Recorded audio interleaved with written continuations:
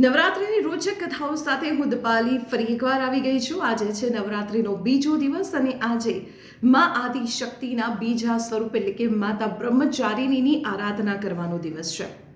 દંતકથા અનુસાર માં આદિ શક્તિએ ભગવાન શિવને પતિ સ્વરૂપે મેળવવા માટે હિમાલયના ઘરે પુત્રી તરીકે જન્મ લીધો હતો અને ત્યારબાદ નારદ મુનિના નિર્દેશ પર તેમણે કઠોર તપ કર્યું હતું અને તેમના કઠોર તપમાં કહી શકાય કે તેમણે હજારો વર્ષો સુધી પહેલા તો માત્ર ફળ ફૂલ ખાધા, ત્યારબાદ તેમણે માત્ર શાક ખાધા અને છેવટે તેમણે સુકાયેલા બીલીપત્ર ખાધા અને અંતમાં તેમણે નિર્જળા અને નિરાહાર એવું કઠોર તપ પણ કર્યું। તેમના આ તપથી ખુશ થઈ દેવતાઓએ તેમને વરદાન આપ્યું કે તેઓ ભગવાન શિવને પતિ સ્વરૂપે મેળવશે। કહેવાય છે કે આ તપના કારણે તેમનું શરીર એકદમ ક્ષીણ થઈ ગયું હતું અને તેના કારણે તેઓ તપશ્ચારિણી કહેવાયા। તપશ્ચારિણી એટલે કે બ્રહ્મચારિણી।